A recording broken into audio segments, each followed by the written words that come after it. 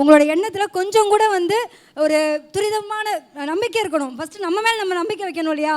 அந்த நம்பிக்கை ஏற்படுத்தது அம்மா தான். நான் இதுக்கு முன்னாடி ஒரு சின்ன ஒரு விஷயம் மட்டும் சொல்ல விரும்புகிறேன். 20 வருஷத்துக்கு முன்னாடி முதல்ல வந்து சோழிங்கநல்லூரில் பிரத்யங்கிரா வாராகி அம்மன் முதல் சிலையெல்லாம் வச்சு சாமி கும்பிட்றாங்க. நான் அப்போ வாரம் தவறாமல் போவேன். எனக்கு அப்போ குழந்தைக்காக ஒரு வேண்டுதல். நான் போயிட்டு வரும்போது என்னடா இந்த சாமி ரொம்ப உக்கிர தெய்வமாக பார்க்குறதுக்கே ஒரு மாதிரி விகாரமாக இருக்குது, இதை கும்பிட்டு என்ன பண்ண போகிறாங்க அப்படின்ற மாதிரி நான் ஒரு நம்பிக்கை இல்லாமல் தான் போனேன். ஒரு தடவை போனேன், மறு தடவை வர வச்சாங்க. அடுத்த ஒரு 1.5 மாதத்தில் நான் கன்சீவ் ஆகுறேன். இன்னைக்கு அந்த அம்மாட்ட வேண்டி வந்தது தான். அதுக்கப்புறம் நான் உடம்பு முடியாமல் போனோன்னே எங்கள் வீட்டில் வந்து இந்த சிலையில் வச்சு கும்பிடக்கூடாது, இந்த சாமியில் வச்சு கும்பிடக்கூடாது, உனக்கு உடம்பு முடியாமல் போகுது, நீ எடுத்துகிட்டு போய் கோயிலில் வச்சிருன்னு சொல்லிட்டு வச்சுட்டு விட்டுட்டாங்க.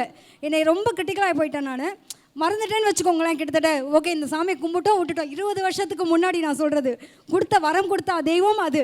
ஆனால் 20 வருஷத்துக்கு அப்புறம் பார்த்தீங்கன்னா திருப்பி வித்தின் பொதுவாகவே ஜோதிடத்தில் வந்து 16 to 20 வருஷத்துக்குள்ள இன்பிட்வீன் டைம் இல்லை. உங்களுக்கு எது நடந்துச்சோ அந்த சம்பவம் திருப்பி நடக்கும். நான் மறந்துட்டேன், என்ன அவன் மறக்கலை. என்னை கூப்பிட்டு எனக்கான அங்கீகாரத்தை கொடுத்து நீ யார் தெரியுமா, உன்னால் பல பேர் இங்கே வாழ வேண்டி இருக்குது, உனக்கு செய்ய வேண்டிய செயல்கள் நிறையா இருக்குதுன்னு எனக்கு வந்து அறிமுகம் கொடுத்துருக்காங்க. ஸோ இந்த பெரிய விஷயம் அதை நான் சொல்ல விரும்புகிறேன். நம்மளே மறந்தாலும் நம்மளை மறக்காத ஒரு தெய்வம் வந்து வாராகி தாய். அதை நான் உணர்ந்த தருணம். இந்த நேரத்தில் எனக்கு ஒரு வாய்ப்பு கொடுத்த வாராகி டிவிக்கும் மறைமுஸ் சாருக்கும் சுவாதிமாவுக்கும் நன்றி தெரிவிச்சுக்கிறேன். குருஜிக்கு அவர்களுக்கும் நன்றி. விளக்கக்கடை ராஜேஸ்வரி அம்மாவுக்கும் நன்றிங்க.